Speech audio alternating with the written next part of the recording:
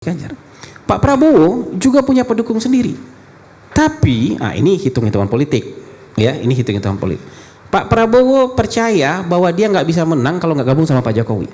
Kalau Pak Jokowi full sama Mas Ganjar, saya yakin pemenang pemilunya Mas Ganjar. Tapi kalau Pak Jokowi full bersama Pak Prabowo, saya yakin pemenang pemilunya Pak Prabowo. Pak SBY sampai hari ini belum berhasil memperbaiki hubungan dengan Ibu Mega, padahal sudah pasang surut tuh, menang kalah sudah pasang surut nih.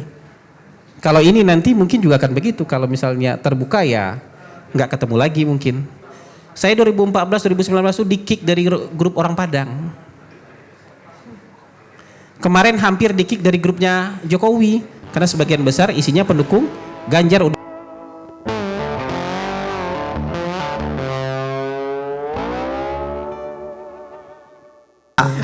Ya, Oke, kita panggil dua orang pendukung Ganjar ya. Tadi kita sesi pertama sesi Ustadz Hasan Hasbi.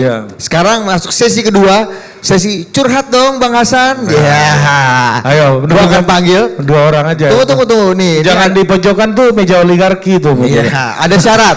Gue mau undang dua pendukung Ganjar Pranowo ya untuk bertanya dan berargumentasi di depan Bang Hasan tentang kenapa lu pilih Ganjar dan kenapa lu nggak suka betul sama Prabowo. Ada nggak unek-unek lu terhadap Prabowo Subianto yang lu ingin konfirmasi, lu ingin tanyakan dan lu ingin challenge sampaikan kepada Bang Hasan. Ayo.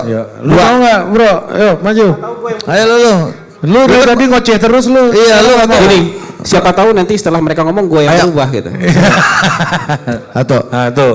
Ya silakan. Kenapa dukung aja dan kenapa apa unek-unek lu yang paling ini kacau ke Bos, ini jaket aja Ganjar kawan nih bos ini kan. Ya kan? Lu kasih lihat dulu ke Bang Hasan tuh. Iya, lu kasih. Kasih kamera dulu, kamera. Iya. Iya kan? Gue jamin nih forum ini berimbang. Iya. Berimbang gimana? Lebih banyak pendukung Ganjar. Duduk aja. Duduk. Bisa duduk Bang soalnya. Cincong. Ya lu ya kan? Ya. Ayo. Yo, silakan. Lu ambil aja. Ya. Tadi ya, apa yang lu mau ini keluh kesah tetap terhadap Pak Prabowo dan kenapa lu mendukung? Silakan. Nama dulu. Terima kasih atas waktunya Bang Didit dan Bang Ari. Saya ingin bertanya nih Mas Hasan Hasbi. Sebagai pendukung Ganjar, saya memang punya statement bahwa Pak Ganjar itu memang orang yang lokal komunikatif. Mereka punya grassroots di bawah dan juga pendukung yang memang sudah mempunyai kapasitas sistem yang sangat besar di Jawa Tengah. Apalagi dengan beberapa prestasi yang pernah dicapai oleh Pak Ganjar di Jawa Tengah seperti pembuatan SMK Jawa Tengah dan sebagainya. Saya melihat Pak Ganjar memang orang yang punya dasar hati untuk rakyatnya dan bisa melakukan berbagai kinerja yang sesuai dengan apa yang dilakukan oleh Pak Ganjar di berbagai pekerjaan dia di Jawa Tengah. Dan saya melihat tren saat ini juga Pak Ganjar memang sudah melakukan berbagai kunjungan ke berbagai universitas. Saya melihat juga ini salah satu poin penting untuk mencari suaka atau suara dari pemilih-pemilih dari Gen Z dan milenial. Dan ini menjadi salah satu poin penting bahwa sebenarnya ketika kita bisa melakukan political endorsement kepada orang-orang yang ada di lokal Gen Z maupun di Gen milenial, ini menjadi salah satu nilai tambah bagi Pak Ganjar supaya kita bisa mencapai suara-suara yang akan diraih ketika nanti di tahun 2024. Apalagi ini masih sangat jauh dan tren politiknya adalah Pak Ganjar memang masih dalam beberapa tren survei politik nasional masih naik turun ketika dia melakukan ada berbagai lingkar survei politik nasional dan beberapa politik itu menilai Pak Ganjar tidak terlalu jauh dengan apa yang dilihat dari Prabowo melalui survei politik tersebut. Saya melihat ini menjadi satu sinyal positif bahwa Pak Ganjar memang tidak hanya piawai melakukan berbagai cara politik-politik yang santun dan juga gembira di kalangan milenial dan Gen Z, tapi mempunyai juga keseriusan dalam arti membangun political mindset atau political branding kepada anak-anak dan juga pemilih-pemilih lain seperti disabel dan perempuan yang memang sangat rentan terhadap kasus-kasus politik yang ada di Indonesia.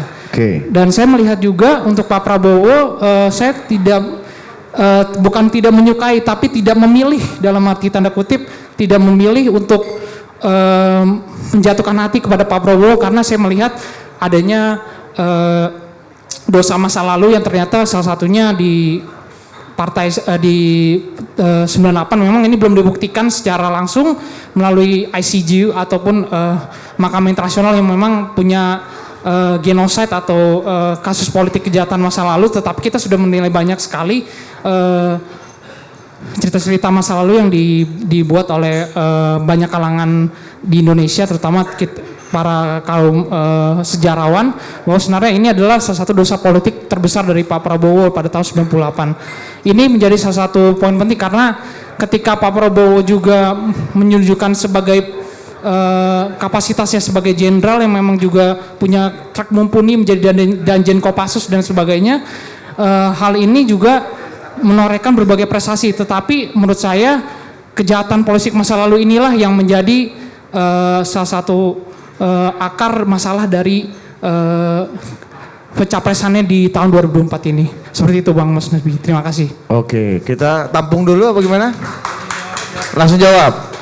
Namanya siapa? Ricky Mas. Ricky siapa? Ricky Marpaung. Ricky Marpaung. Ini buat TPN Ganjar nih. Ini calon jubir nih.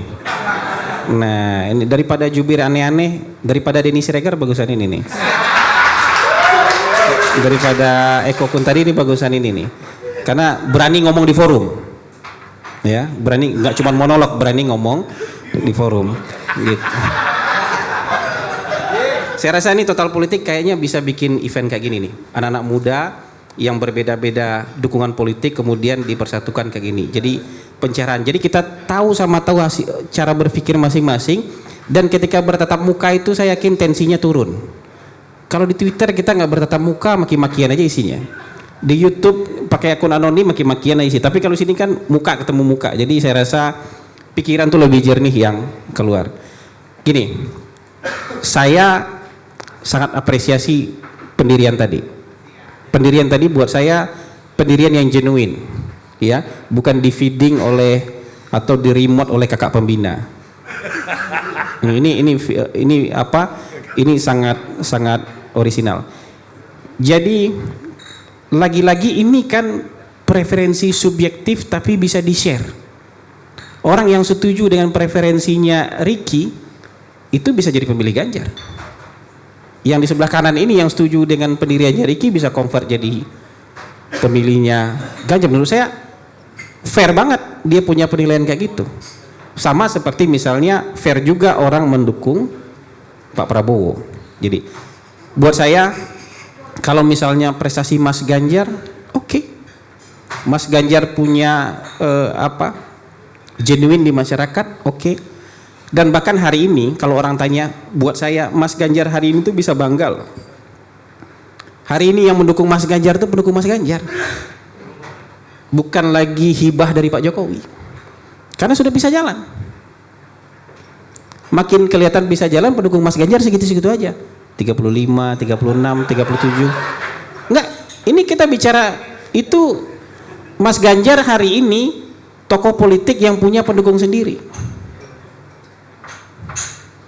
Kan sudah lepas dari Pak Jokowi nih. Sudah nggak pakai baju garis-garis hijau lagi kan. Bajunya udah mulai ganti. Jadi bukan garis-garis hitam putih lagi, sudah ganti, ada hitam, ada apa, tergantung request orang gitu. Jadi buat saya ini pendukungnya Mas Ganjar. Pak Prabowo juga punya pendukung sendiri. Tapi ini hitung-hitungan politik. Ya, ini hitung-hitungan politik.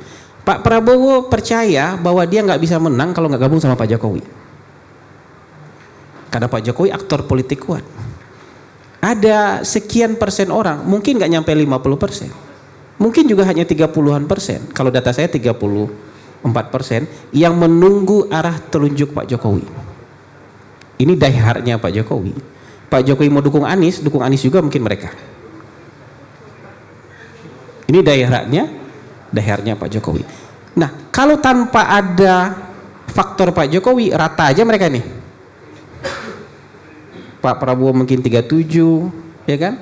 Pak Ganjar 3 segitu juga. Nanti Anies 22. Mungkin begitu.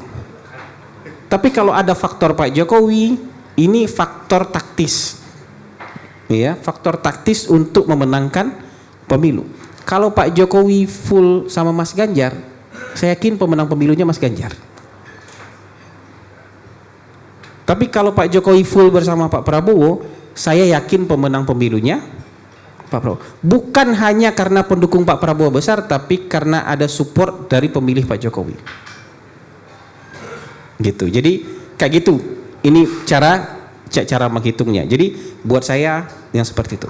Kalau misalnya nggak memilih karena Pak Prabowo juga dulu punya dosa yang buat saya itu dosa besar, nggak apa-apa. Karena opini ini nggak bisa, kita bisanya gini, nggak bisa betul-betul dicuci dari orang yang misalnya bilang saya pokoknya nganggap orang itu jahat. Tuh enggak, ini orangnya baik kok segala macam. Ini perdebatannya pasti panjang.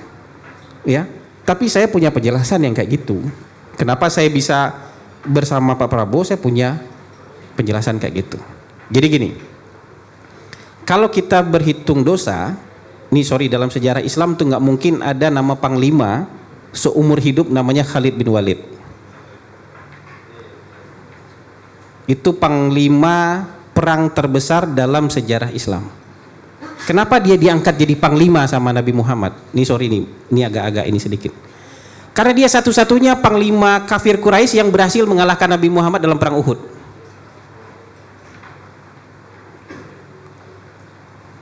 Ketika Nabi kalah dalam perang Uhud, dia bilang, "Ya Allah, jadikanlah Khalid bin Walid sebagai bagian dari umatku." Dia perangi, bukan cuman ini, dia berperang nih. Musuh paling besar itu namanya Khalid bin Walid. Nggak lama Khalid bin Walid masuk Islam, jadi panglima perang lagi. Kalau dihitung dosa, wah ini pernah berperang sama kita ini. Habis kita dibantai sama dia dulu nih. Masa kita jadiin panglima perang? Logiknya kira-kira begitu. Saya nggak tahu dalam agama lain punya cerita-cerita kayak gitu kan. Tapi dalam sejarah umat manusia cerita-cerita kayak gitu, banyak gitu. Nah, kalau misalnya zaman Orde Baru, itu menurut saya bukan kelakuan individu.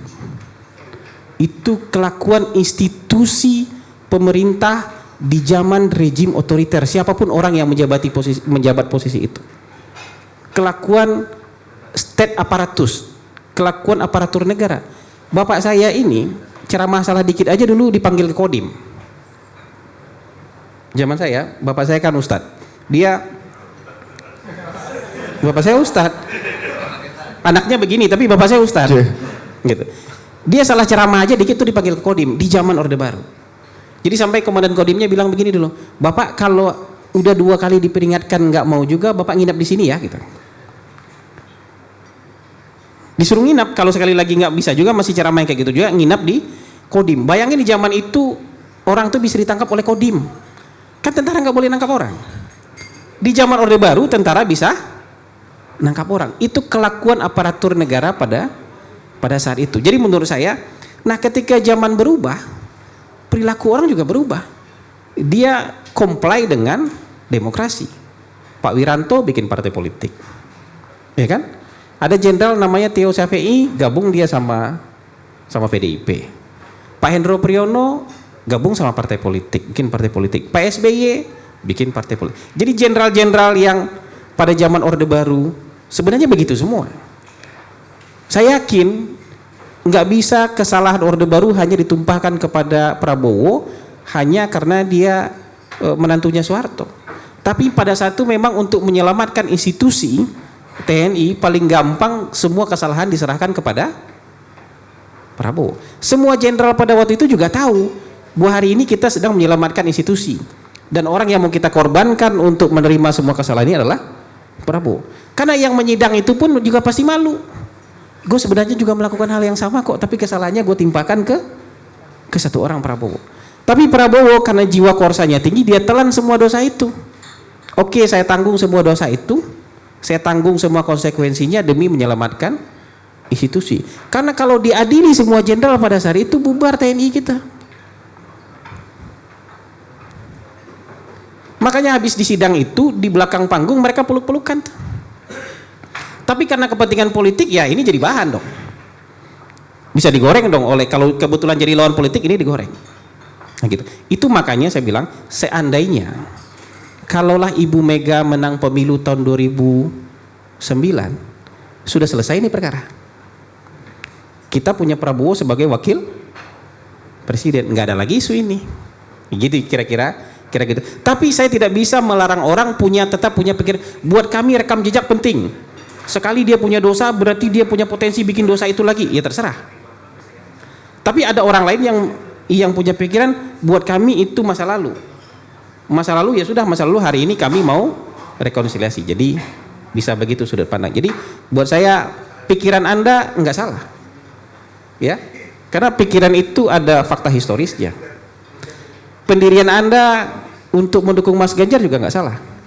Makanya kan saya nggak bilang, Anda kan sudah saya kasih makan, jadi harus pindah dong, kan nggak gitu. Jadi, karena buat saya ini kemerdekaan nih, ya, ini kemerdekaan nih, yang soal pendirian itu. Yang saya sesalkan adalah ketika orang memfitnah, ya, membenci, ujaran kebencian. Misalnya gini, Pak Prabowo salah nggak kalau dia jadi anaknya Sumitro? Kan nggak salah. Sama kayak Ibu Mega nggak salah jadi anaknya Soekarno. Sama kayak Gibran nggak salah jadi anaknya Pak Jokowi. Di masa Orde Baru itu banyak pemberontak, Orde Lama itu banyak pemberontakan nggak? Ada DITI, ada PKI, ada PRRI. Memang bapaknya Prabowo ikut PRRI, tapi mencap Prabowo sebagai anak pemberontak menurut saya itu offside.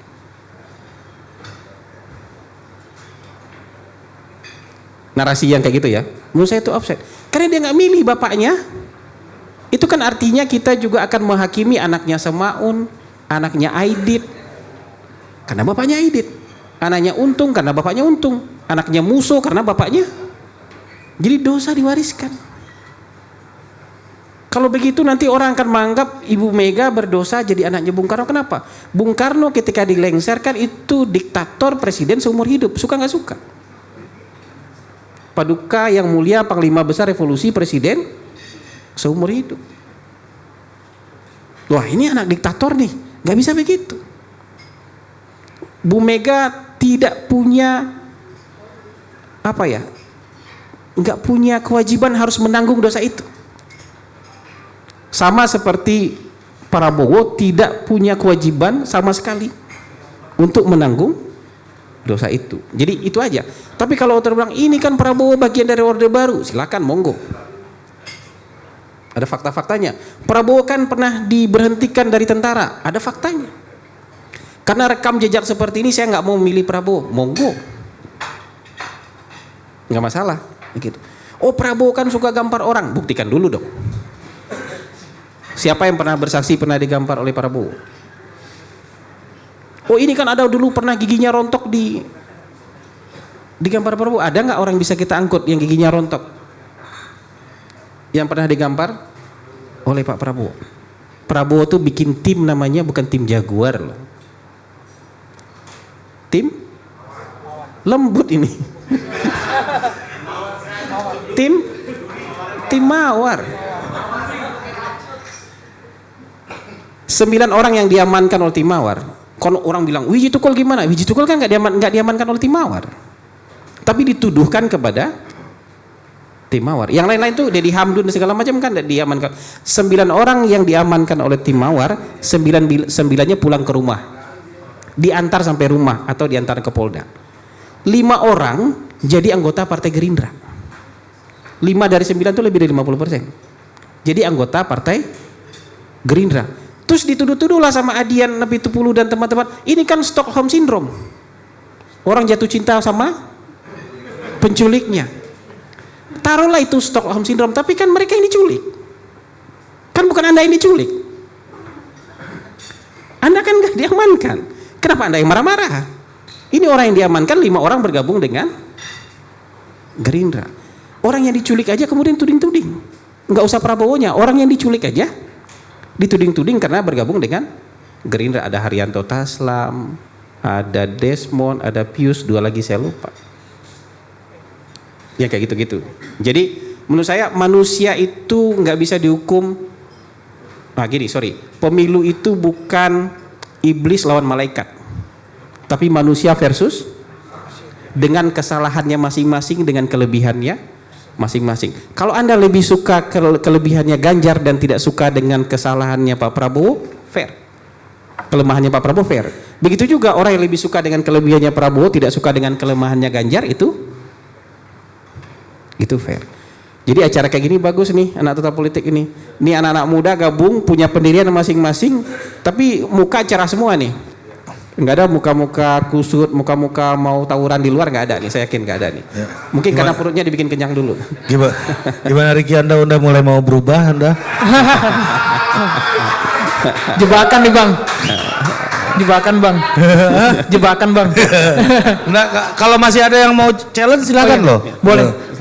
Saya ingin bertanya juga bang. Ini memang kita melihat trendsetter politik, memang tadi yang abang bilang mengenai Pak Prabowo manusia versus manusia memang ada benarnya. Tapi menurut saya, secara saya punya pandangan politik gitu untuk Pak Prabowo dan Pak Ganjar, memang anak muda selalu melihat, apalagi kalau kalangan aktivis yang melihat itu sebagai historisme yang memang syarat dengan kejadian memilukan di tahun 98. Dan memang orang-orang ini juga terbalik ketika melihat beberapa teman-teman 98 yang melihat mendukung Prabowo, akhirnya jadi mendukung pencalonan ini.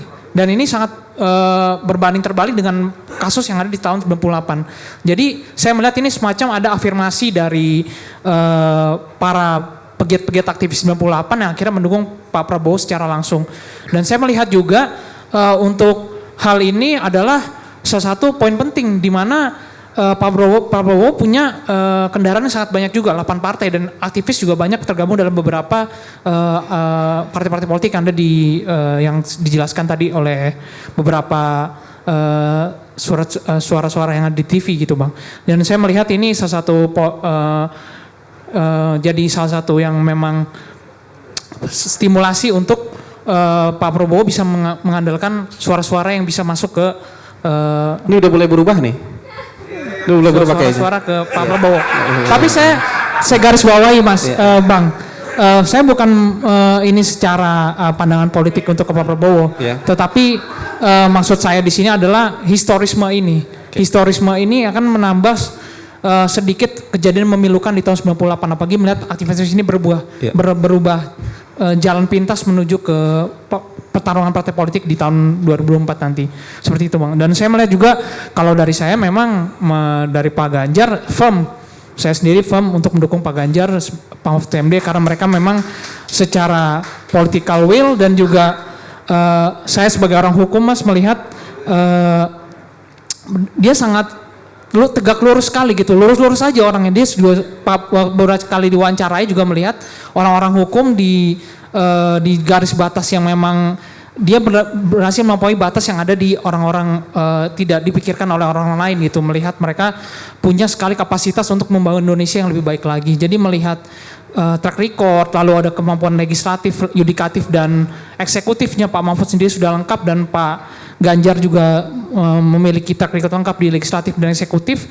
Ini menjadi poin penting gitu untuk bisa masuk ke percarutan yang lebih besar lagi dalam politik presiden dan wakil presiden ini.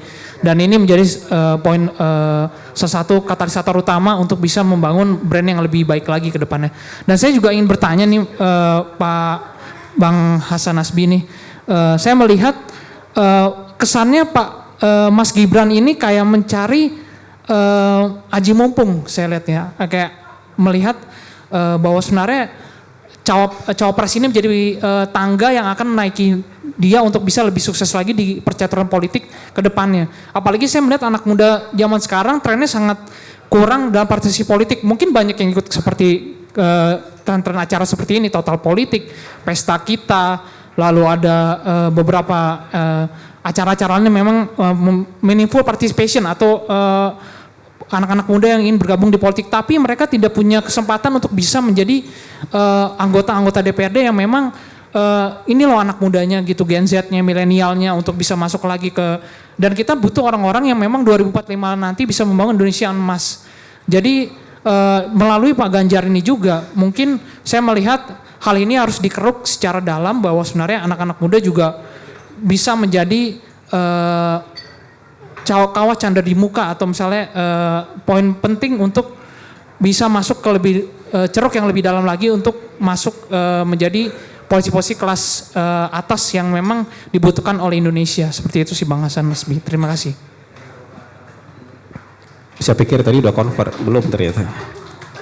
Nggak gini, saya mungkin nggak tanggapin semua ya, karena sisanya tuh bagian dari pendirian pribadi yang buat saya mungkin kalau diperdebatkan mungkin 3 hari 3 malam kita tidak akan ketemu, tapi it's okay.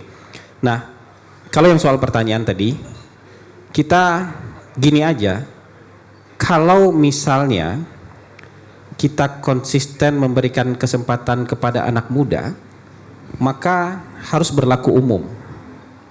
Ya, harus berlaku umum. Berlaku umumnya itu begini, anak muda itu mungkin aja salah, ya kan? Mungkin aja kurang pengalaman, tapi dari sisi energi, endurance, apalagi kreativitas, adaptasi dengan dunia itu jauh lebih hebat, jauh lebih hebat.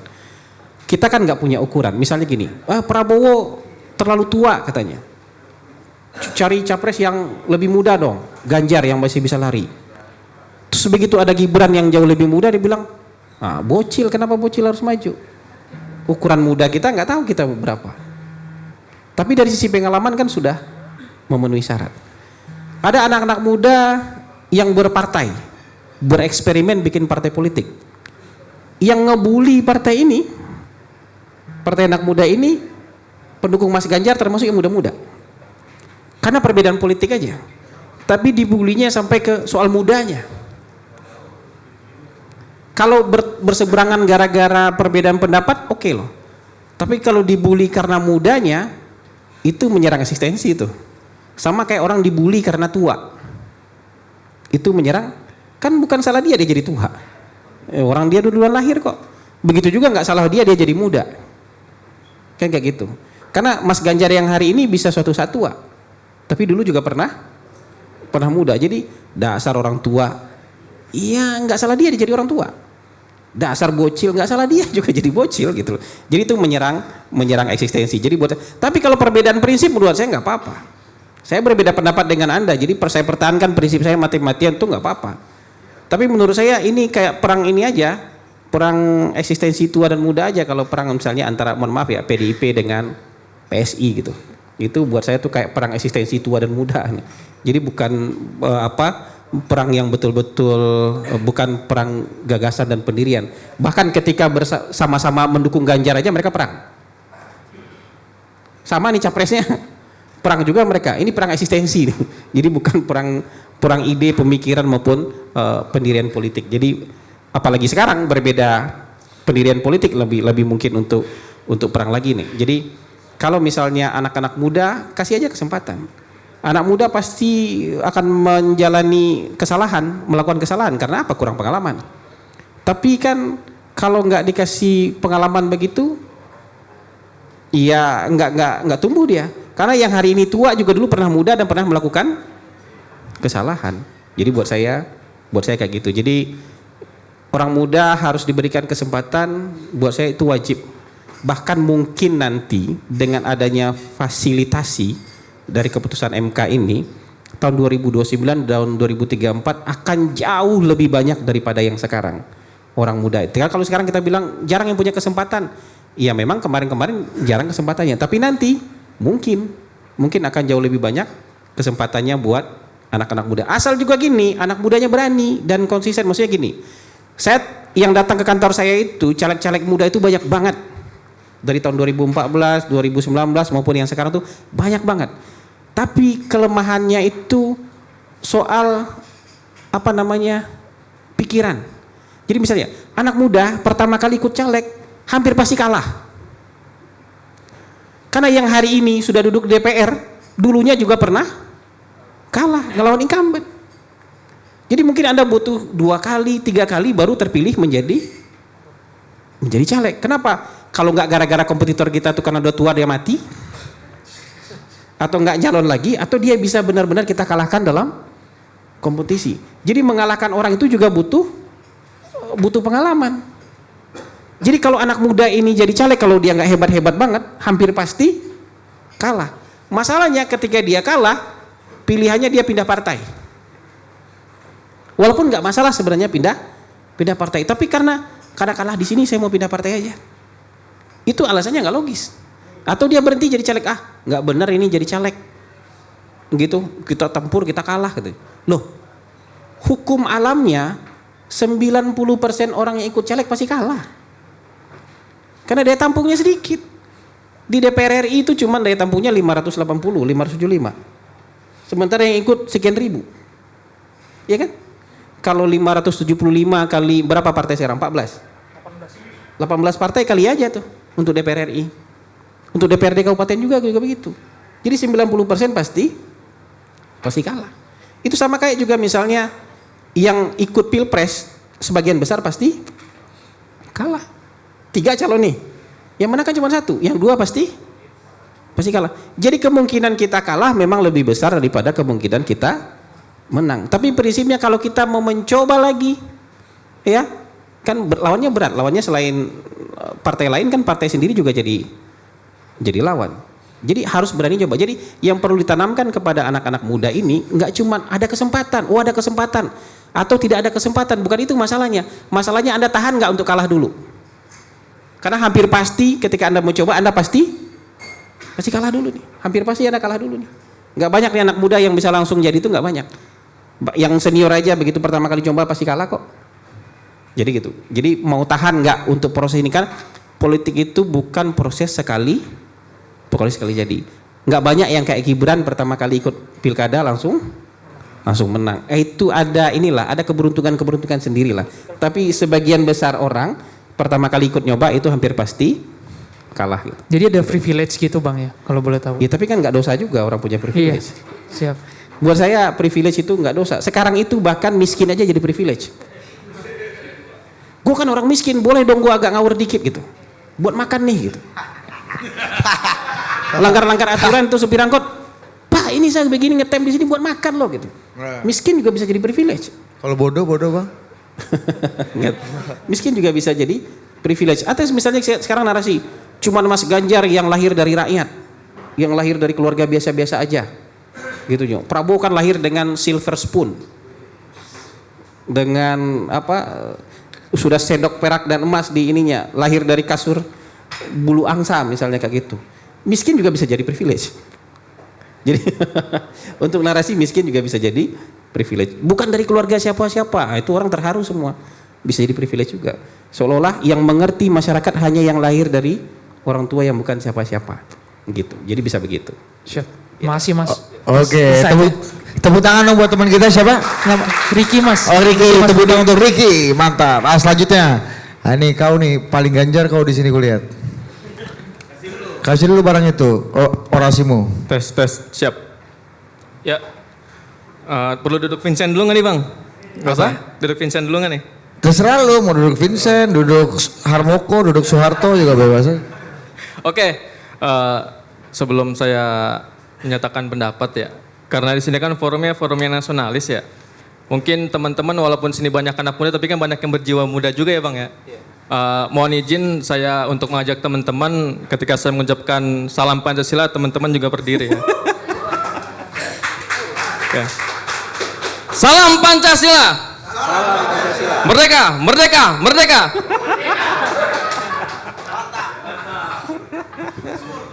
Santai tapi ideologis Bang. Udah kayak opung panda lu lama-lama gue lihat. Baik, mohon izin ya Bang Hasan yang saya hormati ya, Bang Ari Total Politik yang menjadi kompas anak muda nomor 1 sekarang ya di Indonesia ini, luar biasa ya Bang.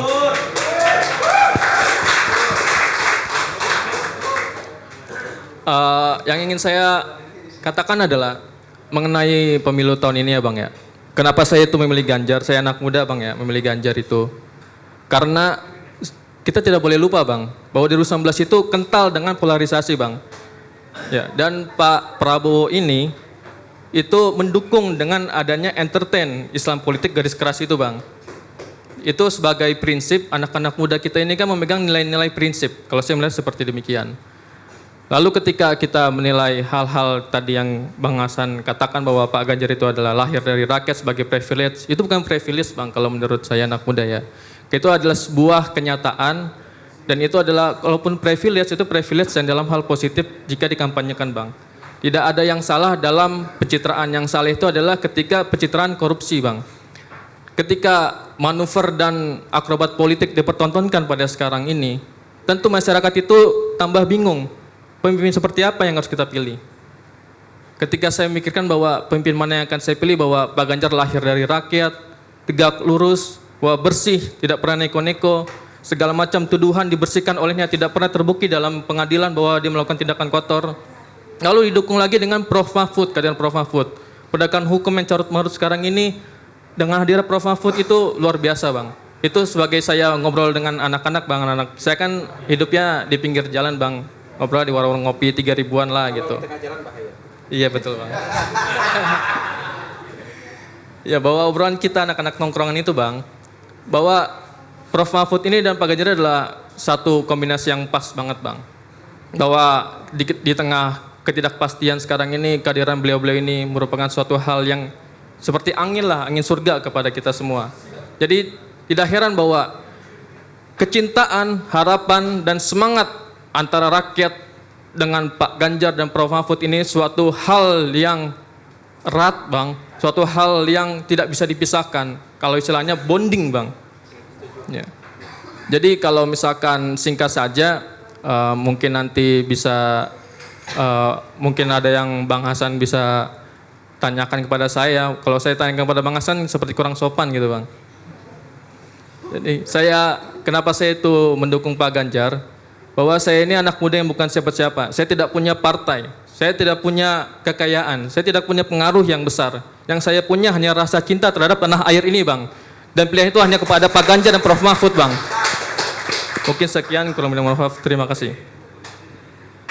Jadi total politik hari ini melahirkan 2 orang jubir handal buat TPN Ganjar Mahfud. Oh udah masuk mujubir. Wah sudah Pak, sudah cocok. Jadi jurkam ini kalau di panggung nih dahsyat nih saya rasa nih. Kalau di panggung, kalau di forum diskusi kan ya yel ada yang ikut tapi nggak berdiri ternyata tadi, tapi nggak apa-apa. Nah gini, kalau misalnya dibilang Ganjar Mahfud ini pasangan yang cocok memperkuat bonding, itu saya setuju 100%. Ini cocok sekali. Cocok maksud saya begini, dengan adanya Prof. Mahfud itu memudahkan Mas Ganjar untuk adaptasi ketika misal menang untuk running kabinet. Karena kalau dari gubernur itu kan biasanya running pemerintahan provinsi. Sama kayak Pak Jokowi dulu. Dia terbantu sekali oleh Pak JK untuk merunning kabinet, untuk running pemerintahan. Karena ya adaptasi ini harus ada bridgingnya nih. Bridging dari orang yang biasa dulu. Karena pasti ada shocknya tuh ketika dari gubernur jadi presiden itu skalanya aja udah bikin shock itu. Jadi harus ada orang yang bantu untuk running kabinet. Menurut saya ketika Pak Jokowi memilih Pak JK di periode pertama sangat membantu untuk running kabinet. Jadi pasangan yang klop lah, walaupun nggak nambah suara. Maksudnya berpasangan dengan Pak JK tuh nggak nambah suara. Hari ini juga pasangan Mahfud itu dibutuhkan oleh Ganjar untuk itu sebenarnya menurut saya. Untuk kalau misalnya menang itu running kabinetnya smooth. Karena yang menjadi pendamping dia itu ngerti ngelola negara di level nasional gitu. Tapi harus saya bilang juga kalau misalnya Pak Prabowo mungkin nggak butuh itu. Mungkin dia butuh orang yang lebih lokal, yang pernah jadi kepala daerah, karena Pak Prabowo sudah ngerti running kabinet, gitu, sudah pernah mengurus urusan di level nasional, cara pengambilan keputusan, memimpin rapatnya segala macam, cara memasak produk hukum di level nasional sudah mengerti. Mungkin butuh pendalaman ke bawah mengambil kepala daerah. Jadi ini dua kombinasi yang saling melengkapi. Nah, kalau dari sisi elektoral, nah ini bedanya dari sisi elektoral. Pak Jokowi dengan Kiai Ma'ruf itu enggak nambah dari sisi elektoral, tapi memperkuat bonding. ya kan? Jadi ada tameng dari serangan-serangan yang soal Islam dan non-Islam itu jadi ada tameng. Nah, Prof Mahfud dengan Mas Ganjar itu memperkuat bonding. Ini jauh lebih kuat lagi karena orang-orang yang mengagumi Prof Mahfud, pendukung-pendukung Prof Mahfud itu sebenarnya mungkin 90%, 95% sudah jadi pemilih Ganjar. Jadi secara elektoral mungkin nggak nambah, tapi secara bonding mereka jadi makin pede, makin kuat. Jadi begitu kalau dari sisi apa namanya? Dari sisi elektoralnya begitu. Tadi apa lagi komentar yang soal Prabowo tadi? Islam. Nah, soal Islam, soal gini. Saya sangat berseberangan dengan politik identitas. Itu saya sangat berseberangan dengan politik identitas itu. Jadi mau teman, mau lawan, kalau ada politik identitas harus dipukul. Harus dihajar rame-rame lah. Karena itu mengoyak bangsanya nggak sembuh-sembuh. Jadi kalau luka itu luka bacok. Nggak sembuh-sembuh. Itu kenapa dulu di awal kalau misalnya teman-teman ingat, saya tuh nggak setuju Ganjar sama Anies maju capres. Itu total politik pasti ingat tuh. Karena menurut saya yang bertengkar soal identitas ini pada masa itu, pada awal-awal nominasi ini, pendukung Ganjar dengan pendukung Anies dengan bawa-bawa identitas. Makanya saya kecewa ketika Mas Anies misalnya bilang politik identitas nggak bisa dihindarkan. Kenapa nggak bisa dihindarkan? Karena kalau kita bilang nggak bisa dihindarkan, Mas Anies akan jadi korban politik identitas. Orang gimana dia cuma representasi? Saya bilang kan waktu itu kan. Lalu saya dibilang menuduh saya yang politik identitas. Bukan. Kalau Anda bilang politik identitas nggak bisa dihindarkan, Mas Anies itu hanya representasi dari 3% populasi Indonesia. Dia akan jadi korban politik identitas. Lukanya mungkin nanti nggak akan sembuh-sembuh. Yang perang ini dua ini waktu itu menurut saya. Satu NKRI harga mati, satu lagi apa? Bukan khilafah harga mati juga, tapi ya gitu-gitulah. Yang harga mati ini, gitu kan? Harga mati. Yang di sini harga bisa dibicarakan yang di tengah-tengah. Ya karena butuh fleksibilitas ketika kita mengelola negara, nggak bisa kita suka-suka dan mau kita aja. Tapi itu bang, harga yang bisa dibicarakan bang. Kan yang di tengah-tengah tuh harga bisa dibicarakan. Jadi kalau Anda ingin beragama, oke beragama. Ya kan? Kita nggak anti orang beragama. Anda mau soleh silakan. Tapi Anda nggak boleh keluar dari kerangka negara kesatuan Republik Indonesia. Begitu juga bicara gini.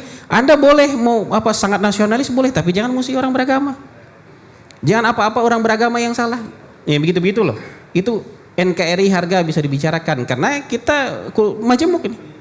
Kita harus mengakomodir banyak sekali kepentingan, kebutuhan dan kelompok sosial masyarakat. Nah, ketika di awal-awal begitu. Tapi hari ini kan faktanya jadi calon nih tiga-tiganya. Ya, jadi calon tiga-tiganya.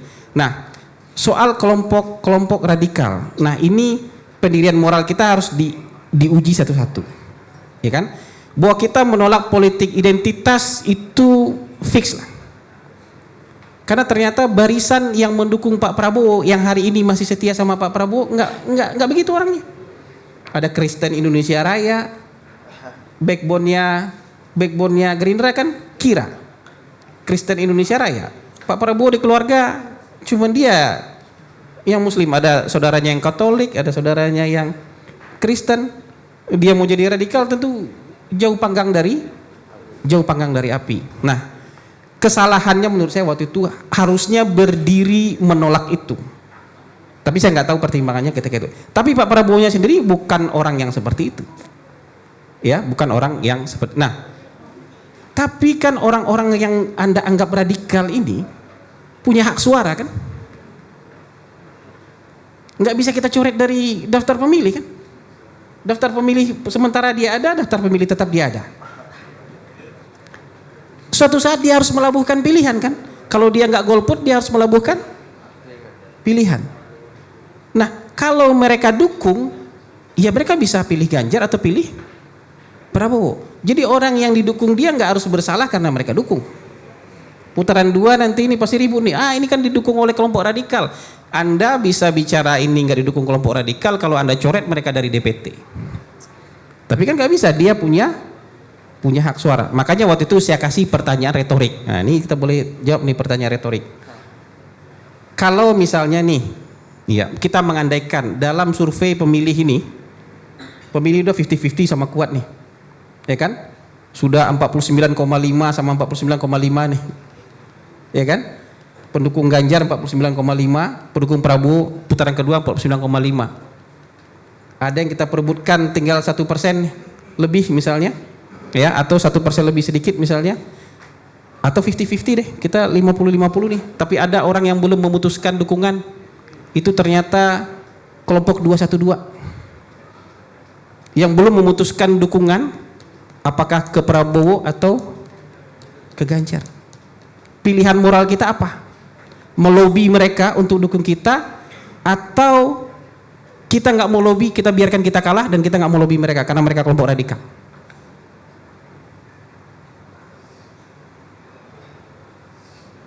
Misalnya pendukung Mas Ganjar, ini udah 50-50 nih.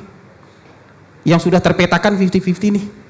Ya kan? Pendukung Ganjar, pendukung Prabowo udah terpetakan 50. Ada satu kelompok yang belum terpetakan. Kelompok 212. Dari pihak Mas Ganjar kira-kira akan lobby mereka untuk mendukung Mas Ganjar supaya menang, karena kalau nggak lobby mereka kalah nih. Atau biarkan nggak usah lobby mereka, kita rela kalah. Nah, ini pertanyaan retorik. Kalau kita punya pendirian moral, pertanyaan retorik harus dijawab. Kalau saya, lobby mereka. Saya nggak tahu pendukung Ganjar. Kalau saya, kalau kita mau jadi presiden, lobby mereka. Karena kalau kita tidak lobby mereka, kita kalah. Kalau di kelompok pendukung Mas Ganjar gimana? Lobby mereka atau ya udah kita kalah aja. Nah ini jadi soal ada satu isu, ada satu lagi mereka adalah bagian dari pemilih. Saya yakin Pak Jokowi pendiriannya sama dengan saya nih. Lobby mereka. Ya kan? Oke, Ma'ruf jadi ini kok. Jadi calon wakil presiden. Orang yang memfatwakan Ahok bersalah itu namanya Kiai Ma'ruf, dijadikan wakil presiden oleh Pak Jokowi. Jadi begitu. Kalau dalam politik itu, jadi soal pendirian moral ini mungkin kita bisa merasa wah kami yang paling punya pendirian atau standing moral paling kuat dan paling tinggi. Tapi ketika dihadapkan ini apa? Dalam situasi politik kita mau pilih apa? Nah, itu berkecamuk, itu perang moral dalam ini kita. Tapi kalau saya karena pendirian moralnya biasa-biasa aja, saya nggak ada masalah tuh lobby mereka supaya kita bisa menang. Gitu aja. Gitu. Dikit Bang ya. Ya. Boleh. Banyak pun boleh lo tanggapi. Gini Bang, kalau hemat saya itu ya, kalau misalkan tadi analoginya itu adalah, saya juga ngikuti statement Abang ya, namanya juga pengganggu Abang ya. Jadi bahwa jangan lu kebanyakan Lu umbang terus lu dari tadi lu kuliah lu. Iya, jadi bahwa untuk meniadakan polarisasi ini tidak boleh maju Pak Ganjar dan Pak Anies ini, saya kira tidak tepat sih Bang. Bahwa aktor saat itu kan bukan Pak Ganjar Bang. Pak Ganjar belum ada Bang saat itu Bang. Pak Ganjar fokus di Jawa Tengah, menumbuhkan Jawa Tengah Bang.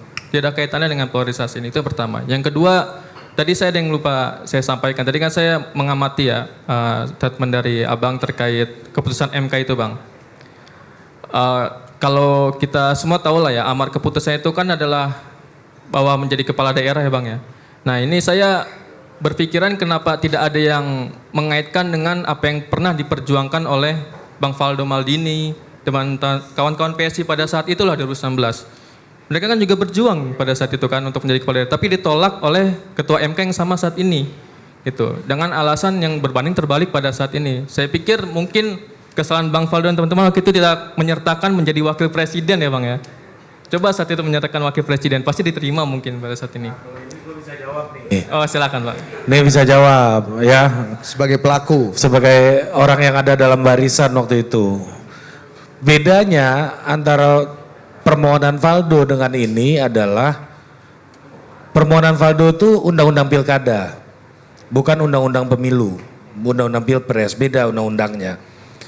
Nah, kenapa Faldo lebih gampang, lebih mudah ditolak? Karena pernah dimohonkan sebelumnya Jadi kalau di MK itu ada tradisinya kalau udah pernah di UJR dan udah diputuskan final and binding, lu mau datang lagi itu udah nggak bisa. Jurisprudensinya udah ada. Iya udah ada. Jadi kesalahannya ada di situ. Pertama, kenapa undang-undangnya Valdo itu waktu itu permohonannya ditolak?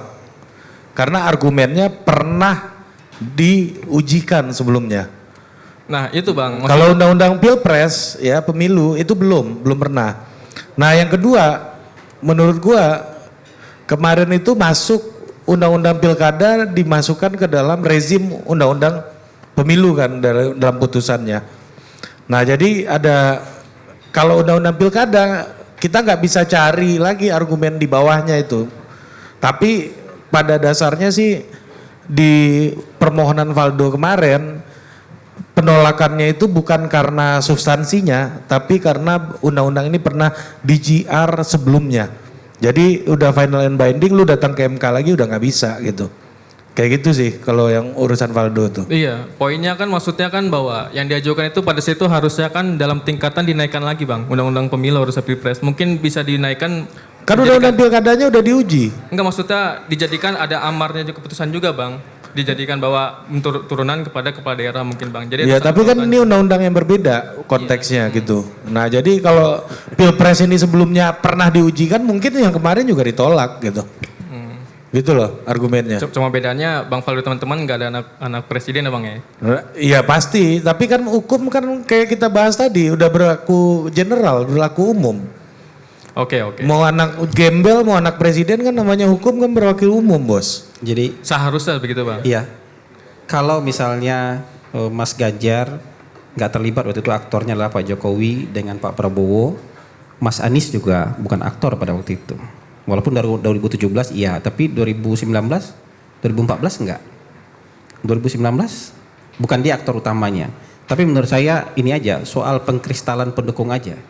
Jadi orang yang betul-betul benci dengan Pak Jokowi itu dia dukung Anies dia sebagian besar tuh. Nah orang yang betul-betul benci Pak Prabowo dukung Ganjar dia memang. Nah gitu. Jadi Anda sebenarnya berpotensi dukung Prabowo karena Anda nggak benci Prabowo gitu. Jadi pindah Anda berpotensi. Tapi historismenya bang. Oh iya nggak apa-apa gitu. Potensi ada yang kayak gitu. Izin meluruskan bang. Saya nggak benci Prabowo juga bang. Oh ya gitu. Bang. Oke, good. Berarti ada potensi itu nanti. Ada potensi. Selama nggak benci itu ada potensi. Yang nggak ada potensi itu yang benci itu udah susah itu. Nah kalau yang soal tadi ya, gini. Kan ada gugatan yang ingin mengubah usia. Semua ditolak. Menurut saya karena dalilnya mengubah usia. Valdo juga waktu itu ingin mengubah usia. Makanya larinya ke open legal policy. Nah yang ini yang diterima ini nggak gugat usia dia. Dia minta penafsiran. Jadi 40 tahunnya tetap atau pernah dipilih. Jadi nggak cuma kepala daerah. Anggota DPRD pun boleh. Anggota DPR RI juga boleh. Jadi selama dia pernah elected office. Jadi usia yang dianggap 40 itu adalah usia orang yang nggak pernah elected office, usianya harus 40 nih. Tapi kalau sudah pernah elected office, belum usia 40 udah nggak matang, orang dia udah pernah jadi bupati, pernah jadi gubernur misalnya. Jadi udah pernah dia mendapatkan elected office. Jadi agak beda. Jadi bukan mengubah usia. Menurut saya memang tricky tapi pinter. Jadi kalau misalnya Valdo waktu itu nggak bisa tricky kayak gitu karena dia juga nggak elected office gitu. Kalau misalnya dia sudah pernah jadi anggota dewan waktu itu dia pernah bisa nguji pasal itu. Oh saya udah pernah terpilih anggota DPR RI kok. Nah gitu kan. Jadi ternyata dia kalau itu dia bisa pakai alasan itu. Tapi karena dia menggugat dia belum pernah terpilih. Kalau yang menggugat ini misalnya bukan Valdo yang maju tapi anggota DPR RI. Ini temannya hari ini siapa yang menguji Sahabat. Iya misalnya teman diskusi. Iya, yang menguji itu mungkin bisa dikabulkan juga. Karena tidak minta diubah usia, tapi loh saya sudah terpilih jadi anggota DPR RI. Jadi terpilih di lembaga negara, lembaga tinggi negara yang urusannya nasional. Begitu maju pilkada gubernur saya jadi nggak boleh katanya. Nah gitu. Alasannya itu bisa dia gunakan dengan cara yang sama. Kesalahannya menurut saya waktu itu adalah yang menggugatnya Valdo. Legal standing, Mbak. legal standingnya. Enggak Iya, yang misalnya, iya, yang sebelumnya juga yang menggugat juga belum pernah mendapat jabatan ya gitu, juga kan. ya.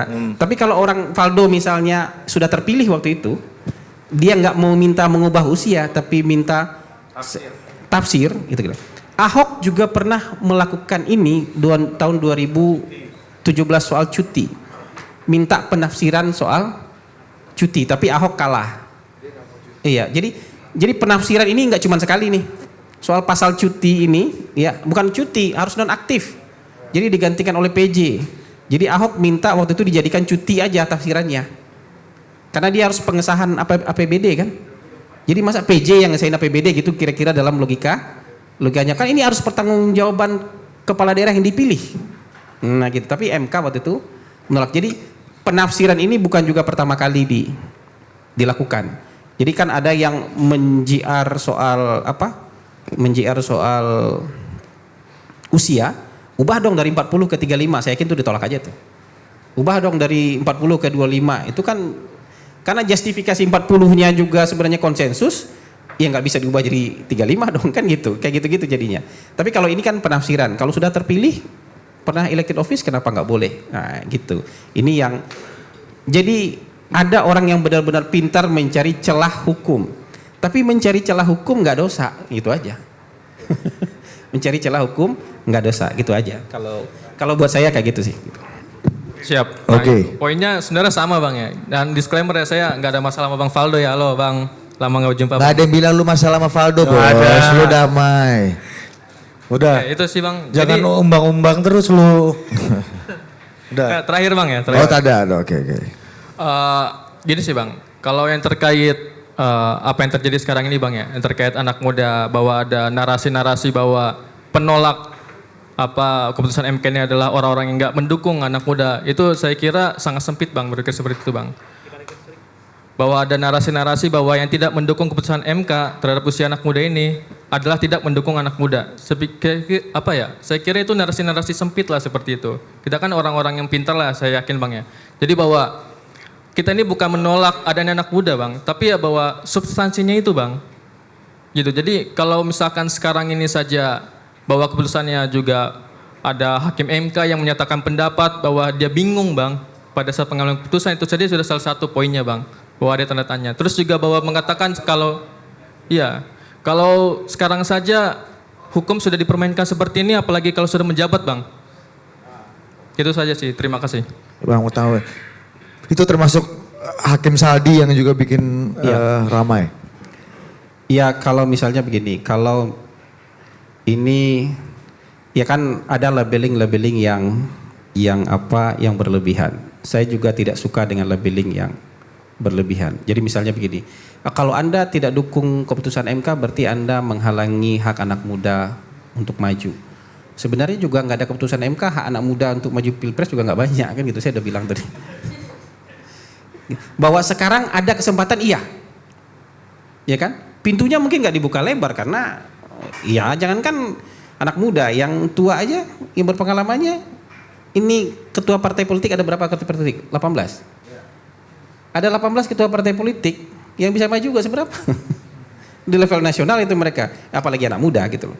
Jadi memang saya setuju itu, ini menghalangi anak muda itu narasi yang berlebihan. Ya, jadi memang saya nggak suka sesuatu yang berlebihan. Kita pertengahan aja. Kalau kita di tengah-tengah ini, kalau suatu saat kita belok juga kita nggak malu gitu. Gitu. Jadi karena politik itu memang begitu. Suatu saat kita akan ada di pilihan, pilihannya ini. Terus kita yang berbusa-busa sama kayak teman saya tuh. Bro, saya nggak bisa dukung Prabowo. Kenapa? Dulu ada recordnya di internet. Saya maki-maki Prabowo.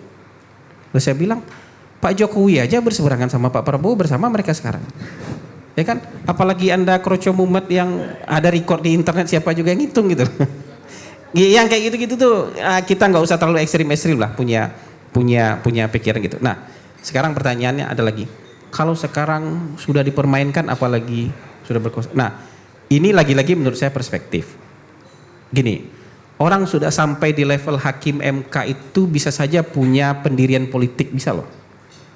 Karena di Amerika juga hakim-hakim Supreme Court itu ada yang dari Demokrat, ada yang dari Republikan. Pendirian ideologi mereka membuat mereka pasti ada kecenderungan tertentu untuk membuat produk hukum, gitu. Tapi jangan tuduhannya mempermainkan konstitusi. Menurut saya enggak. Argumen ini kalau betul-betul ngaco udah bergerak nih Republik. Tapi bahwa ini argumentasi diperdebatkan dengan sangat keras saya akui karena split kan ini 5-4 kan. Iya kan? Betul-betul keras ini pertarungannya. Ada hakim yang kemudian menolak ini, ada hakim yang menyetujui ini. Tapi hakim yang menyetujui ini juga pasti punya argumentasi. Nah, masalahnya yang berlaku adalah yang menjadi amar keputusan. Amar keputusan itu voting mereka 5-4. Itu sesederhana itu menurut saya. Jadi nggak bisa kita bilang ini hukum sudah dipermainkan, enggak. Karena kalau kita sudah kayak begitu, semua proses habis ini tidak akan cacat dalam kepala kita. Nah kalau ini cacat dalam kepala kita, begitu hasil pilpresnya nanti nggak sesuai dengan keinginan kita, bawaan cacat ini dalam kepala kita akan berubah jadi apa? Kalau kandidat kita menang mungkin kita hapus tuh pikiran bahwa ini cacat, ya kan? Tapi kalau kita kalah, kita wah ini sudah cacat sejak lahir nih, nggak bisa ini, kita harus bergerak nih, jadi nggak bagus dulu. Jadi menurut saya amar keputusannya sudah seperti itu. Mau suka nggak suka kita jalani seperti itu. Sama kayak dulu undang-undang menyatakan bahwa harus tes kesehatan. Ada orang yang suka, ada orang yang nggak suka, tapi kan harus dijalani kayak gitu. Jadi menurut saya hari ini ya sudah jalani ini. Kalau Anda nggak suka, Anda buktikan bahwa ini bisa dikalahkan, ya kan? Karena gini, sebenarnya harusnya kalau ada orang yang berpikir kalau milih Gibran blunder, kalau milih Gibran akan menjatuhkan suara Prabowo, harusnya Anda happy dong. Lebih mudah buat dikalahkan dong. Kalau itu pikirannya, blunder nih buat Pak Prabowo, ya harusnya Anda happy dong, bukan marah dong. Tapi kalau Anda marah, saya pikir jangan-jangan kuat ini pasangan. Mohon izin bang, gitu. mohon izin bang. Gitu. Mungkin Gitu. kalau saya pribadi bang ya sebagai anak muda ya, bukan melihat menang kalah bang, tapi nilainya bang yang diperjuangkan bang. Ya oke, kalau itu nilai. Tapi kalau saya ini positivistik nih. Jadi kalau sudah kejadian, what next? Kalau kita nggak suka dengan ini karena value, ya Anda pertahankan value Anda, kalahkan ini. Karena nggak bisa Anda urus lagi tuh. Yang soal tadi itu udah ingkrah tuh. Udah nggak bisa Anda apa-apain, kecuali nanti ketika sudah terpilih DPR, Anda mendesak DPR, ubah lagi. Pasal tetap 40 tahun tanpa ada penafsiran. Nah, yang berurusan dengan usia, artinya, dan pasal ini tidak boleh ditafsirkan selain yang tertulis misalnya. Bisa begitu. Karena hanya DPR sekarang yang bisa mengubah keputusan MK. Karena dia bisa ubah lagi nih. Misalnya MK bilahkan tafsirnya begitu, tapi DPR nanti yang baru bersidang dia bikin itu lagi bisa ngubah ini. Jadi jalur selain itu menurut saya sudah nggak ada. Sekarang jalur yang kita tempuh adalah dasarnya udah ini. Jadi masing-masing berusaha aja untuk memenangkan pertarungan dengan mekanisme dan aturan yang sudah ada. Tidak lagi mempersalahkan soal. Karena kalau Anda anggap ini harinya cacat, harusnya nggak daftar presiden, capres. Karena begitu Anda daftar, Anda artinya mengakui dan melegitimasi bahwa aturan ini bisa dipakai. Kalau Anda menganggap ini cacat, Anda sebaiknya jangan ikut. Karena begitu sekali Anda daftar, Anda akan, oh kamu daftar kok. Kamu daftar ini kan dengan aturan yang juga berlaku buat lawan. Gitu ya, kira-kira kayak gitu. Kalau pendirian saya kayak gitu. Tapi Anda merasa value-nya nggak sesuai, itu hak loh. Saya nggak harus berdebat dengan value yang Anda pegang. Buat saya ini main-main, buat saya ini rekayasa, silakan. Ya, jadi karena menurut saya ini begini-begini, saya akan berdiri di sini. Tapi menurut saya walaupun ini tidak dikalbukan oleh MK, Anda akan tetap di sini juga. Benar gak? Ini ditolak nih oleh MK, Anda akan tetap di sini juga gitu. Jadi posisinya sudah ada sejak awal. Terima kasih. Oke.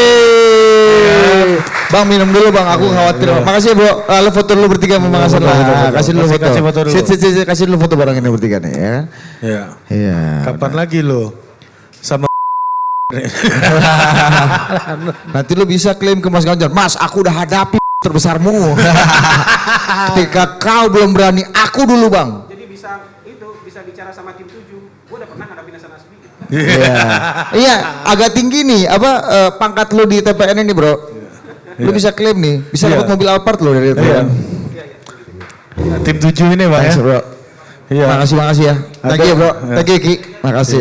Ada Tepuk tangan sekali lagi buat teman-teman kita. Keren. Gimana bang? Abang paten ya bang? Oh. Paten daripada tim 7. Abang mikrofon abang mana? Mikrofon Hasan Nasbi ini bang. Ya. Iya. Jadi saya ngerti sekarang nih. Jadi saya paham nih, makin tinggi intelektualitas, makin turun emosi.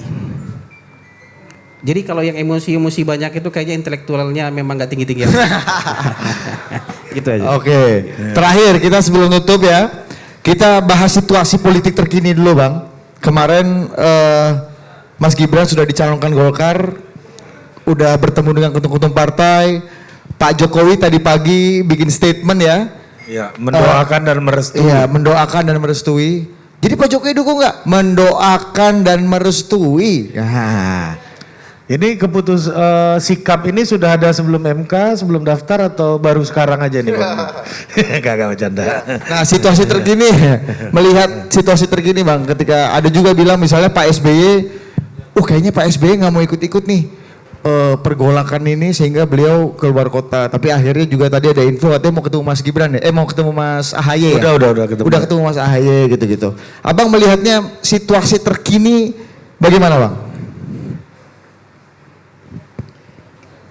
Jadi ini sudah mendekati konklusi semua. Nah kalau kemarin-kemarin tuh orang masih punya ruang untuk setuju, menolak dengan catatan, setuju dengan catatan.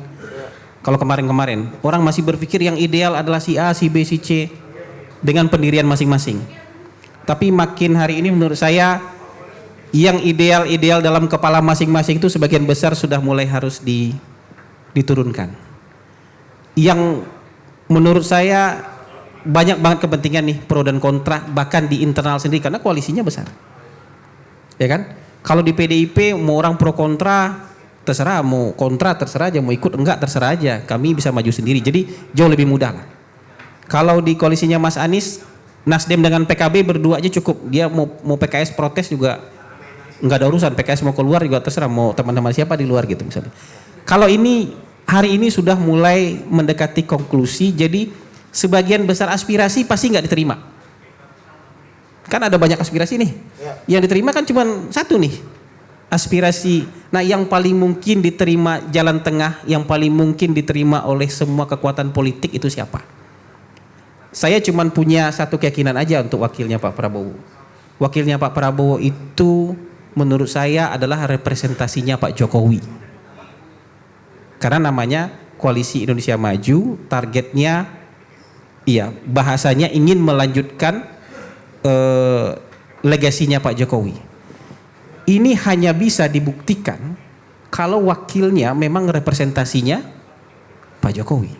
Nah, siapa yang bisa merepresentasikan Pak Jokowi? Gitu kan? Yang bisa merepresentasikan Pak Jokowi Gibran. Tentu Gibran 100% bisa merepresentasikan Pak Jokowi. Artinya Pak Jokowi akan 100% di sini. Walaupun Pak Jokowi bilang saya dukung semua, saya netral, kan pasti nggak percaya juga kan? Ya kalau ada anaknya yang jadi cawapres kan Pak Jokowi mau bilang 1000 kali juga saya netral gitu. Saya ini ya Pak Jokowi pasti di sini gitu. Tapi representasi itu misalnya dianggap terlalu kontroversial. Walaupun misalnya Golkar sudah dukung, relawan-relawan sudah dukung, tapi mungkin perenungan nanti malam, perenungan besok pagi dirasa ini terlalu kontroversial atau damage misalnya wah ini terlalu kontroversi nih kemudian nggak jadi deh misalnya, kan bisa saja ada representasi lain ya kan. Apakah Pak Erick Thohir bisa jadi representasi, atau kan saya selalu bilang Ibu Iriana bisa jadi representasi gitu, nggak perlu MK tadi diributkan lagi kan gitu. Misalnya kayak gitu. Jadi satu hal yang saya yakini, wakilnya Pak Prabowo kemungkinan besar memang representasinya Pak Jokowi. Karena ini perpaduan nanti pendukung Prabowo dengan pendukung Jokowi. Karena ada keyakinan itu bahwa Pak Prabowo dulu kalahnya karena Pak Jokowi lawannya. Dan hari ini Pak Prabowo mungkin punya keyakinan saya hanya bisa menang kalau didukung oleh Pak Jokowi. Pendukung Ganjar mungkin bisa bilang karena ini nggak pede nih. Tapi Pilpres ini bukan urusan pede dan nggak pede, tapi hitung-hitungan kita menang atau enggak. Kalau kita pede-pede suruh-suruh diri sendiri suara kita cuma 22%, gimana? Atau kita merasa pede sendiri suara kita cuma 37%. Untuk menang, dapat tambahan itu kita butuh endorser tokoh yang kuat. Nah tokoh yang kuat itu adalah Joko Widodo, misal gitu. Jadi itu aja. Bahkan hari ini saya nggak bisa menebak Gibran. Walaupun 99% di atas kertas, fakta-fakta hari ini menunjukkan bahwa kayaknya emang Gibran. 99%, tapi 1% itu menurut saya perenungan ntar malam. Atau perenungan sampai besok pagi. Sampai Minggu sore nih ya kita Iya, taping ini. kalau Bang, ya. misalnya besok Gerindra sudah putuskan di Rapimnasnya dia, pasangannya adalah Prabowo Gibran, udah close itu. Daftar mereka hari Rabu atau Selasa udah close itu. Jadi gitu. Jadi sebelum itu di close oleh yang ultimate-nya nih, di ultinya itu nanti di Rapimnas. Kalau ini kan serangan-serangan pembuka aja nih. Gitu ya. Walaupun sudah arahnya udah ke sana, udah naik eskalasinya udah naik terus. Tapi kalau sudah Gerindra yang menyebutkan itu, berarti fix itu. Clash of the Titans atau perang Baratadi Yuda yang Bang Hasan takutkan dan prediksi itu akan semakin dekat terjadi atau akan ketemu titik equilibrium baru? Kalau sekarang sih menurut saya ya 99% juga akan terjadi. Jadi gini, kecuali kalau misalnya Bu Mega dan PDIP berubah karakter. Kalau karakter yang kita baca kan ini, ya maksud saya beginilah. Pak SBY sampai hari ini belum berhasil memperbaiki hubungan dengan Ibu Mega. Padahal sudah pasang surut tuh, menang kalah. Sudah pasang surut nih. Kalau ini nanti mungkin juga akan begitu. Kalau misalnya terbuka ya nggak ketemu lagi mungkin Pak Jokowi dengan Ibu Mega. Tapi saran saya mungkin mereka berdua nggak bisa ketemu, tapi masyarakat ini jangan ikut nggak ketemu. Yang di bawah ini jangan ikut nggak ketemu. Itu biar menjadi urusan mereka. Tapi urusan kita nih urusan masih panjang nih. Urusan bernegara yang masih panjang. Mungkin ada yang besanan, ada yang bakal pacaran. Kamu dukung Prabowo, nggak jadi kita putus gitu. Karena saya sendiri juga mungkin belum tentu bisa yakinkan istri saya. Hari ini nggak bisa paksa-paksa istri, oh kamu harus pilih ini, mertua, orang tua, adik sendiri. Adik saya jenggotan segini. Nggak tahu saya mau pilih siapa dia. Tapi hubungan keluarga, hubungan bersaudara, hubungan pertemanan, hubungan WA group. Saya 2014-2019 itu di-kick dari grup orang Padang. Kemarin hampir di-kick dari grupnya Jokowi karena sebagian besar isinya pendukung Ganjar, udah mau ganti nama grup jadi grup pendukung Ganjar, hampir juga kita di-kick gitu. Untung kita jadi admin gitu, jadi nggak bisa di-kick. Begitulah. Jadi mungkin ada 1-2 orang aktor politik yang mungkin betul-betul akan nggak ketemu lagi, ya udah biarin aja. Kita yang di bawah ini harus sampai pada level ini urusan kita, urusan pemilu, sisanya urusan hidup kita masing-masing yang mereka juga mungkin nggak akan tahu detail hidup kita gitu. Jadi jangan ikut segitunya seolah-olah kita adalah ring 1 semua. Nggak, kita kan ring 100 aja nih semua nih. Ring 100, ring 200 gitu. Jadi nggak usah segitunya juga gitu. Jadi santai aja gitu ya. Bang, ini ya. ada satu lagi nih. Iya Mas, sangat tegas. Jadi Pak Jok masih merasa Presiden Jokowi mendukung Ganjar Pranowo. Masih. Bukan mendukung Prabowo Subianto. Masih mendukung Ganjar. Sampai titik kapan? Kalau kemudian anaknya akan maju menjadi wakilnya Pak Prabowo, apakah pada saat titik itu Anda harus menelan kenyataan Enggak. Pak Jokowi tidak mendukung Anda? Sampai pada titik statement beliau. Apa statement apa yang Anda tunggu? Dukung siapa? Menurut Anda Presiden Jokowi akan secara gamblang bicara dukung-mendukung? Biasanya beliau gamblang. Dengan posisinya sebagai kepala negara? Sebagai kader partai, sebagai kepala negara, kepala pemerintahan, ya, dan punya relasi yang baik dengan saya. Insya Allah. Masih. Masih yakin? Yakin. Kecuali kalau anaknya tiba-tiba jadi cawapres Pak Prabowo. Ya nggak apa-apa. Masa kita larang? Kan Pak Mahfud udah bilang, masa dilarang? Ya masa nggak belain anak, belainnya Mas Ganjar. Ya siapa tahu lebih sayang saya kan. Nah, itu wawancara Mas Ganjar di Mata Najwa, Bang. Masih yakin sampai Pak Jokowi mau keluar Gini, statement? sebagai calon presiden, kalau itu analis politik, itu saya debat. Jawaban Mas Ganjar kalau dia analis politik, Yunarto misalnya ngomong gitu, saya debat tuh. Saiful Mujani ngomong kayak gitu, saya debat tuh. Tapi kalau calon presiden yang ngomong kayak gitu, ada bahasa yang bahasa kenegarawanan. Ada yang bahasa kebangsaan. ada yang bahasa calon presiden. Ini bahasa calon presiden nih. Harus diacungi jempol nih. Harus diacungi jempol. Karena ini bahasa yang baik. Sama kayak jawaban Bu Puan ketika di interview tadi. Jadi buat saya bukan urusan keyakinan dia sama atau enggak. Dia calon presiden, begini bahasa dia, buat saya itu bahasa yang harus diacungi jempol. Dan enggak usah didebat. Karena ada bahasa yang harus bahasa diplomasi ke publik. Harus ada bahasa yang disampaikan, saya harus jaga ini. Saya nggak mau menyudutkan orang, menghina orang atau apapun itu. Buat saya ini harus diacungi, statement ini harus diacungi jempol. Fair aja menurut saya. Tapi kalau analis politik yang ngomong gini, saya debat ya. Atau Anda yang ngomong kayak begini, pasti saya debat. Tapi karena itu calon presiden, itu bahasa yang baik. Dia tidak ingin memperlebar jarak, dia mau memperdekat jarak. Maksudnya, saya yakin sampai sekarang masih dukung saya. Siapa tahu lebih senang, lebih sayang sama saya daripada itu bercanda. Dia juga tahu kebenarannya seperti apa. Itu bahasa itu disampaikan kepada publik, itu membuat orang lebih tenang. Nah, membuat orang lebih tenang ini sama pentingnya mungkin dengan menyampaikan kebenaran. Atau mungkin kadang lebih penting daripada menyampaikan kebenaran. Jadi saya nggak mau debat itu. Yang itu saya nggak mau debat. Karena dia harus ungkapan yang itu. Justru salah ketika dia bilang, enggak, saya merasa emang udah pisah kita ini. Nggak bisa lagi kita ini. Udah kacau nih kita. Ya, itu. Kalau ini buat saya itu jawabannya harus diacungi jempol. Gitu. Ya.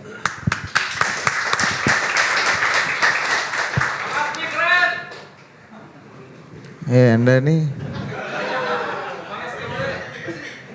Udah foto kan lu tadi? Apalagi ongkos? Iya. Dia ini sepak bola, kalau main bola sepak bola rap-rap ini bos ya kan. Tackle dulu, kaki bola boleh lewat, kaki jangan kan? Yo iya. Oke. Apalagi nih? Udahlah kayaknya ya. Iya, udah capek Bang Hasan udah mau ini. Oke, ditutup secara NU ya coba. Oke Bang Hasan, ada pesan-pesan terakhir Bang untuk para pendukung Ganjar dan para pendukung Prabowo yang hadir di sini. Kalian setuju nggak kalau acara kayak gini lebih sering? Nah, jadi kita nanti berembuk lah sama Total Politik bikini keliling. Iya. Anies aja nggak Bang? Wah aja pendukung Anies tuh. Kita dikomplain soalnya Bang. Karena perintah dari Abang kan Ganjar sama Prabowo. Karena nggak ada alasan untuk menampung dari perjanjian itu, dari Nazar itu nggak ada alasan untuk menampung pendukung Anies gitu. Iya gitu aja, sesederhana itu aja. Tapi nanti kan nggak ada Nazar-Nazar lagi, kita bikin kayak ini. Terutama yang muda-muda, yang pintar-pintar, yang bisa ketawa-ketawa melihat perbedaan pendapat, perbedaan pendirian. Dan buat saya semua argumen tadi itu solid. Semua argumen tadi itu valid dari sisi masing-masing, itu valid. Jadi sama kayak gini, ketika kita cemburu itu valid loh. Buat orang lain nggak valid, tapi buat kita valid. Itu valid. Itu sama kayak tadi itu. Jadi tapi itu bisa didiskusikan, bisa didialogkan. Menurut saya ini justru jadi apa ya? Mungkin nggak sengaja ya ada nazar-nazar begitu, tapi ketika pertemuan kayak gini saya ngelihat potensi-potensi anak bangsa, saya jadi optimis nih. Ya, bahwa bangsa ini bisa kemudian orang berbeda kemudian bersama lagi atau bertemu di satu ruangan dalam keadaan yang berbeda. Nah, itu luar biasa. Itu sudah sama kayak Soekarno berdebat sama Hatta. Mereka sepanjang hidup tuh nggak pernah sepakat untuk hal apapun. Saryo itu konflik pribadi. Soekarno sama Saryo konflik pribadi karena suaranya dibilang jelek, dimaki-maki, itu konflik pribadi. Tapi Soekarno sama Hatta nggak pernah sepakat untuk hal apapun yang besar-besar ini. Walaupun ada siapa yang menang, siapa yang kalah ya. Tapi mereka bisa sama-sama untuk periode tertentu, ya, untuk periode tertentu. Jadi itu aja yang dikembangkan. Jadi nggak ada urusan pribadi dalam soal ini, tapi semuanya urusan pikiran, pendirian dan pandangan kita terhadap bangsa. Terima kasih. Oke Bang. Oke, tepuk tangan untuk Bang Hasan, tepuk tangan. Terima kasih. Ya. Nanti kalau kita jadi keliling yang mewakili Ganjar Pak Bambang Pacul kayaknya. Atau Mas Hinton. Dewan Kolonel Bang. Oke. Sampai jumpa lagi di Total Politik berikutnya. Sampai jumpa.